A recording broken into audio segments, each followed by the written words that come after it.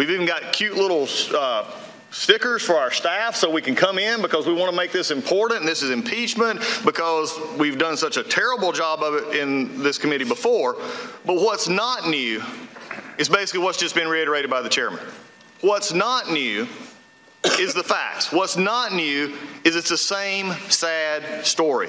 What's interesting, even before I get into my part of my opening statement, is just what was just said by the chairman. We went back to a redo of Mr. Mueller. We're also saying, quoting him, saying the attention of the American people should be on foreign interference.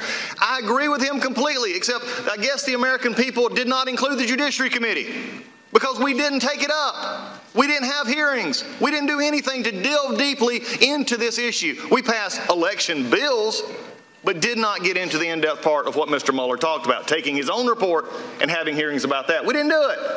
So I guess the American people doesn't include the House Judiciary Committee. You know, we also just heard an interesting discussion. We're going to have a lot of interesting discussion today about the Constitution and other things, but we also talked about the founders. What's interesting is that the chairman talked a lot about the founders from the quotes, and again, this is why we have the hearing, about the founders being concerned about foreign influence, but what he also didn't quote was the founders being really, really concerned about political impeachment. Because you just don't like the guy. You haven't liked him since November of 2016. The chairman has talked about impeachment since last year when he was elected chairman, 2 years ago, on November 17th, before he's even sworn in as chairman. So don't tell me this is about new evidence and new things and new stuff. We may have a new hearing room, we may have new mics, and we may have chairs that aren't comfortable, but this is nothing new, folks. This is sad. So what do we have here today? You know what I'm thinking? I looked at this, and what is interesting is there's two things that have become very clear. This impeachment is not really about facts. If it was, I believe the other committees would have sent over recommendations for impeachment. Now they're putting it on this committee because if it goes badly, I guess they want to blame Adam Schiff's committee and the HISC and others want to blame this committee for it going bad. But they're already drafting articles. Don't be fooled. They're already getting ready for this. We've already went after this with the Ukraine after numerous failings of Mueller, Cohen, annulments, emoluments, the list goes on. But the American people are actually failing to see us legislate. But if you want to know what's really driving this, there's two things. It's called the clock and the calendar. The clock and the calendar. Most people in life, if you want to know what they truly value, you look at their checkbook and their calendar. You know what they value. That's what this committee values. Time. They want to do it before the end of the year. Why? Because the chairman said it just a second ago. Because we're scared of the elections next year. We're scared of the elections that we'll lose again. So we've got to do this now. The clock and the calendar are what's driving impeachment, not the facts. When we understand this, that's what the witnesses here will say today. What do we have here today? What is really interesting over today and for the next few weeks is America will see why most people don't go to law school. No offense to our professors. But please, really, we're bringing you in here today to testify on stuff that most of you have already written about, all four, for the opinions that we already know, out of the classrooms that maybe you're getting ready for finals in, to discuss things that you probably haven't even had a chance to say. Unless you're really good on TV or watching the hearings for the last couple of weeks, you couldn't have possibly actually digested the Adam Schiff report from yesterday or the Republican response in any real way. Now, we can be theoretical all we want, but the American people is really going to look at this and say, huh? What are we doing? Because there's no fact witnesses planned for this committee. That's an interesting thing. Frankly, there's no plan at all except next week an ambiguous hearing on the presentation from the HIPC, the other committee that sent us the report, and Judiciary Committee, which I'm not still sure what they want us to present on, and nothing else. No plan. I asked the chairman before we left for Thanksgiving to stay in touch. Let's talk about what we have because history will shine a bright light on us starting this morning. Crickets. Until I asked for a witness the other day, and let's just say that didn't go well. There's no whistleblower. And by the way, it was proved today that he's not or she's not afforded the protection of identity. It's not in the statute. It's just something that was discussed by Adam Schiff. We also don't have Adam Schiff, who wrote the report. He said yesterday in a press conference, I'm not going to. I'll send staff to do that. He's not going to, but to me, if he was wanting to, he'd come begging to us. But here's the problem. It sums it up very simply like this. Just 19 minutes after noon on Inauguration Day 2017, the Washington Post ran the headline, "The campaign to impeach the president has begun." Mark Zadd, who would later become the attorney for the infamous whistleblower, tweeted in January 2017, "The coup has started. The impeachment will follow ultimately." And in May of this year, Al Green says, "If we don't impeach the president, he'll get re-elected." If you want to know what's happening, here we go. Why did everything that I say up to this point about no fact witnesses, nothing for the Judiciary Committee, which spent 2.5 weeks before this hearing was even held under Clinton? 2.5 weeks. We didn't even find your names out until less than 48 hours ago. I don't know what we're playing hide the ball on. It's pretty easy what you're going to say. But we can't even get that straight. So what are we doing for the next 2 weeks? I have no idea. The chairman just said an ambiguous hearing on the report, but nothing else. If we're going to simply not have fact witnesses, then we are the rubber stamp hiding out back, the very rubber stamp the chairman talked about 20 years ago. What a disgrace to this committee. To have the committee of impeachment simply take from other entities and rubber stamp it. You see, why do the things that I say matter about fact witnesses and actually hearings and actually having this a due process? Because, by the way, just a couple of months ago, the Democrats got all sort of dressed up, if you would, and says, we're going to have due process protection for the president and good fairness throughout this. This is the only committee in which the president would even have a possibility. But no offense to you, the law professors. The president has nothing to ask you. You're not going to provide anything he can't read. And his attorneys have nothing else. Put witnesses in here that they can be fact witnesses who can be actually cross-examined. That's fairness, and every attorney on this panel knows that. This is a sham. But you know, what I also see here is quotes like this. There must never be a narrowly voted impeachment or an impeachment supported by one of our major political parties or imposed by another. Such an impeachment will produce divisiveness, bitterness in politics for years to come, and will call into question the very legitimacy of our political institutions. The American people are watching. They will not forget. You have the votes. You may have the muscle, but you do not have the legitimacy of a national consensus or of a constitutional imperative. The partisan coup d'etat will go down in infamy in the history of the nation. How about this one? I think the key point is that the Republicans are still running a railroad job with no attempt at fair procedure. And today, when the Democrats offered amendments, offered motions in committee to say we should first discuss and adopt standards so that we know we're dealing with, standards for impeachment that was voted down or ruled out of order. When we say the important thing is to start looking at the question before we simply have a vote with no real inquiry first, that was voted down and ruled out of order. So frankly, the whole question of what material should be released and what is secondary, but that's all we discussed. The essential question, and here it is, which is to set up a fair process as to whether the country, put this country through an impeachment proceeding, that was ruled out of order. The Republicans refused to let us discuss it. Those are all Chairman Nadler before he was chairman. I guess 20 years makes a difference. This is an interesting time. We're having a factless impeachment. You just heard a one-sided presentation of facts about this president. Today we will present the other side, which gets so conveniently left out. Remember, fairness does dictate that, but maybe not here because we're not scheduling anything else. I have a Democratic majority who has poll tested what they think they ought to call what the president they think he did. Wow, that's not following the facts. We have just a deep-seated hatred of a man who came to the White House and did what he said he was going to do. The most amazing question I got in the first 3 months of this gentleman's presidency from reporters was this: can you believe he's putting forward those ideas? I said, yes, he ran on them. He told the truth, and he did what he said. The problem here today is this will also be one of the first impeachments. The chairman mentioned there was 2 of them, one that before he resigned before, and then one in Clinton, in which the facts, even by Democrats and Republicans, were not really disputed. And this one, they're not only disputed, they're contradicted of each other. There are no set facts here. In fact, there's not anything that presents an impeachment here, except a president carrying out his job in the way the Constitution saw that he sees fit to do it. This is where we're at today. So the interesting thing that I come to with most everybody here is this may be a new time, a new place, and we may be all scrubbed up and looking pretty for impeachment. But this is not an impeachment. This is just a simple railroad job. And today's is a waste of time, because this is where we're at. So I close today with this. It didn't start with Mueller. It didn't start with a phone call. You know where this started? It started with tears in Brooklyn in November 2016, when an election was lost So we are here, no plan, no fact witnesses, simply being a rubber stamp for what we have. But hey, we got law professors here. What a start of a party. Mr. Chairman, before I yield back, I have a motion under Clause 2, Rule 11. The gentleman was recognized for the purpose of an opening statement, not for the purpose of making a motion. I yield back and now ask for recognition for a motion under Clause 2, Rule 11. The gentleman is recognized.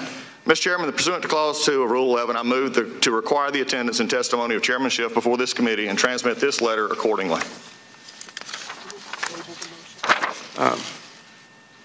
For what purpose does the gentlelady seek recognition? I move to table the motion. Motion to table is made and not debatable.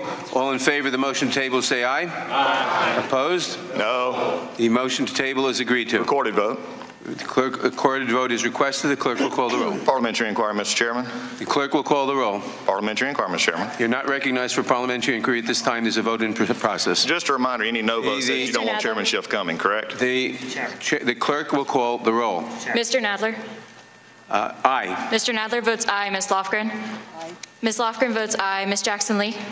Aye. Ms. Jackson-Lee votes aye. Mr. Cohen. Mr. Cohen votes aye. Mr. Johnson of Georgia. Mr. Johnson of Georgia votes aye. Mr. Deutsch. Mr. Deutsch votes aye. Ms. Bass. Mr. Richmond. Yes. Mr. Richmond votes yes. Mr. Jeffries. Aye. Mr. Jeffries votes aye. Mr. Cicilline. Aye. Mr. Cicilline votes aye. Mr. Swalwell. Yes. Mr. Swalwell votes yes. Mr. Liu. Aye. Mr. Liu votes aye. Mr. Raskin. Aye. Mr. Raskin votes aye. Ms. Jayapal. Aye. Ms. Jayapal votes aye. Ms. Demings. Aye. Ms. Demings votes aye. Mr. Correa. Aye. Mr. Correa votes aye. Ms. Scanlon. Aye. Ms. Scanlon votes aye. Ms. Garcia. Aye. Ms. Garcia votes aye. Mr. Neguse. Aye. Mr. Neguse votes aye. Ms. McBath. Aye. Ms. McBath votes aye. Mr. Stanton. Aye. Mr. Stanton votes aye. Ms. Dean. Aye. Ms. Dean votes aye. Ms. Mucarsel-Powell. Aye. Ms. Mucarsel-Powell votes aye. Ms. Escobar. Aye. Ms. Escobar votes aye. Mr. Collins. No. Mr. Collins votes no. Mr. Sensenbrenner. No. Mr. Sensenbrenner votes no. Mr. Shabbat. No. Mr. Shabbat votes no. Mr. Gomert. No. Mr. Gomert votes no. Mr. Jordan. No. Mr. Jordan votes no. Mr. Buck. No. Mr. Buck votes no. Mr. Ratcliffe. No. Mr. Ratcliffe votes no. Ms. Roby. No. Ms. Roby votes no. Mr. Gates. No. Mr. Gates votes no. Mr. Johnson of Louisiana. No. Mr. Johnson of Louisiana votes no. Mr. Biggs. Mr. Biggs votes no. Mr. McClintock. No. Mr. McClintock votes no. Ms. Lesko. No. Ms. Lesko votes no. Mr. Reschenthaler. No. Mr. Reschenthaler votes no. Mr. Klein. No. Mr. Klein votes no. Mr. Armstrong. No. Mr. Armstrong votes no. Mr. Stubbe. No. Mr. Stubbe votes no.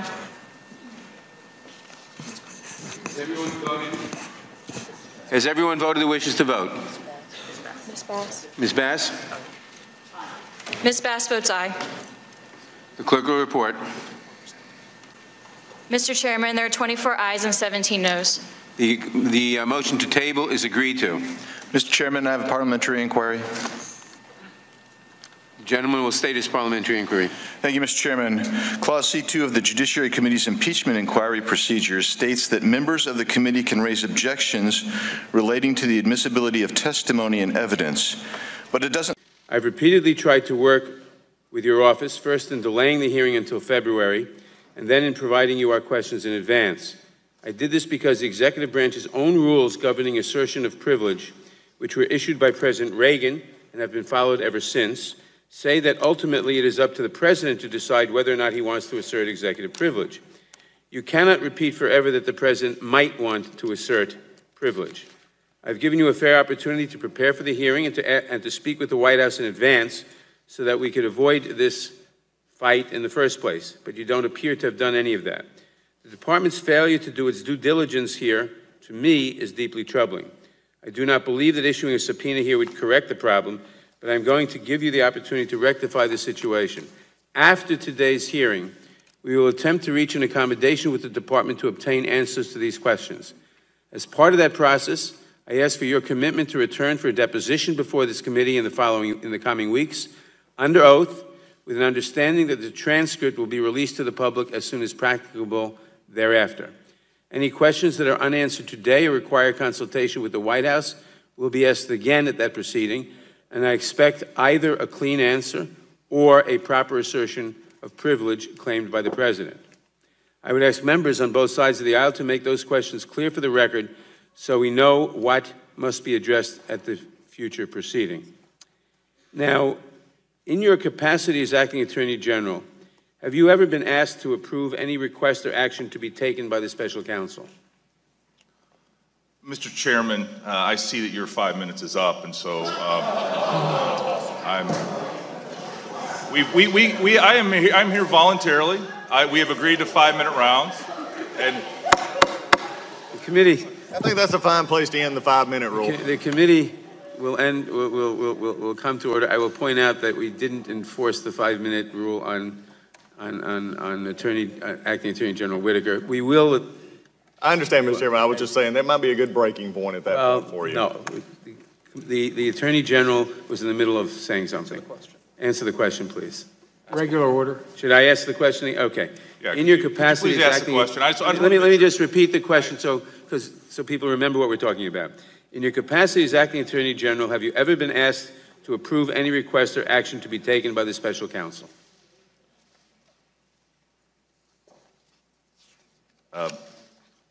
Mr. Chairman, I, as the Acting Attorney General, I am under the Special Counsel's rules. I am the person that is ultimately in charge of the investigation, and I have exercised that authority under the Special Counsel's regulations of the Department of Justice. So I assume the answer is yes. Regular order, Mr. Chairman.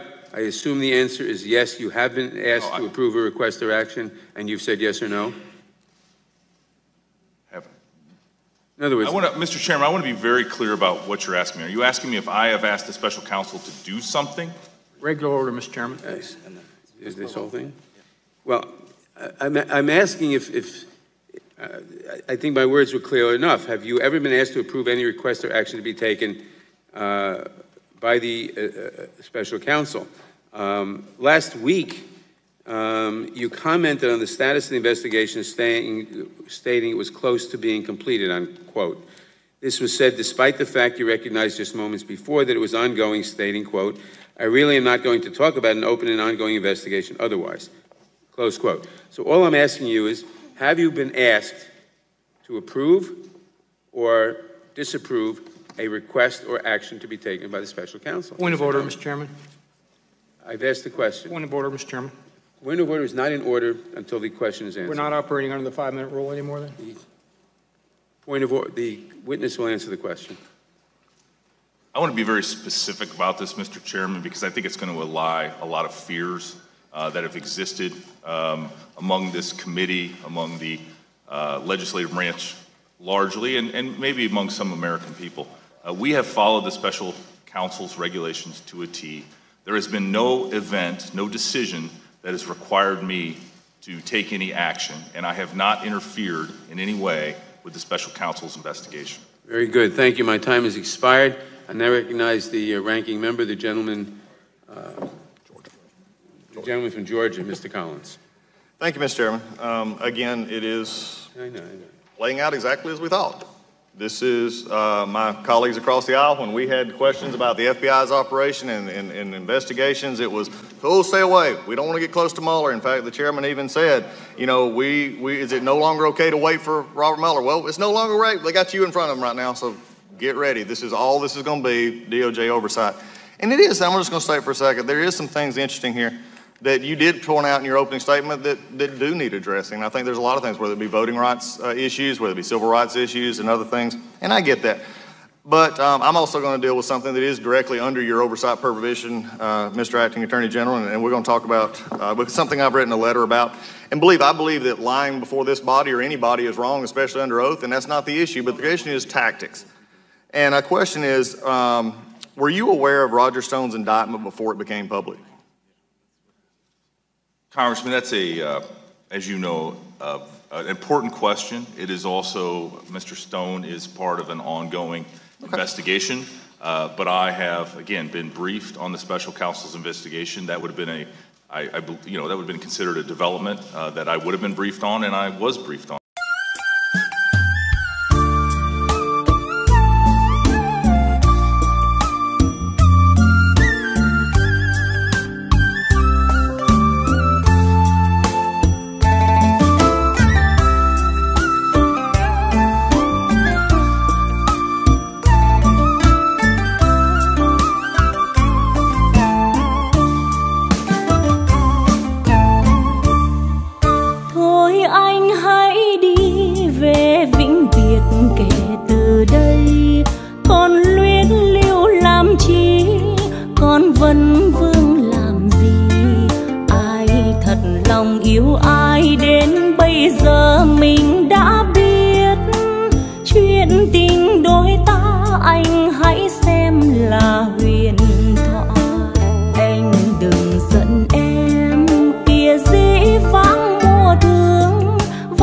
đẹp như giấc mơ. Trên trời bao ánh sao tình ta bấy nhiêu kỷ niệm. Nào ngờ hôm nay định mệnh chia rẽ đôi ta, em biết làm sao hơn. Mùi tóc lan môi và thư tình em xin gửi lại anh. Với tất cả cuộc vui em cũng xin trả lại anh.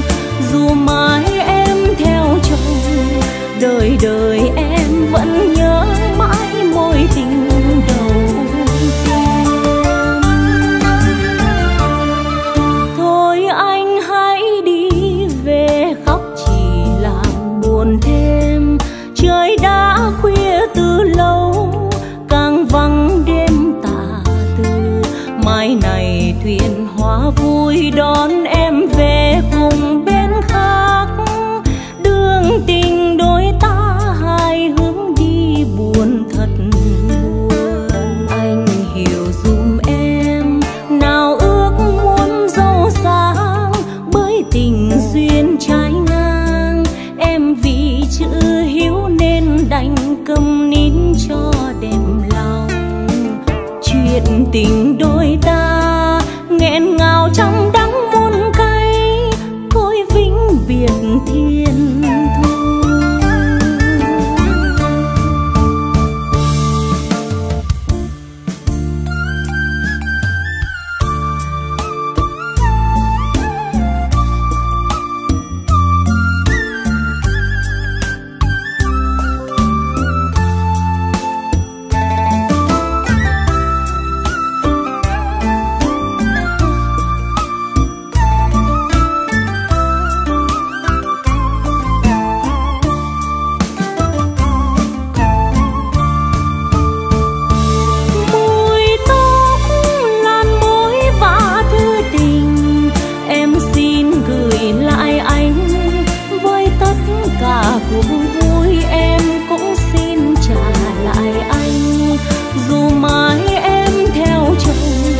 Đời đời em vẫn nhớ mãi mối tình đầu tiên.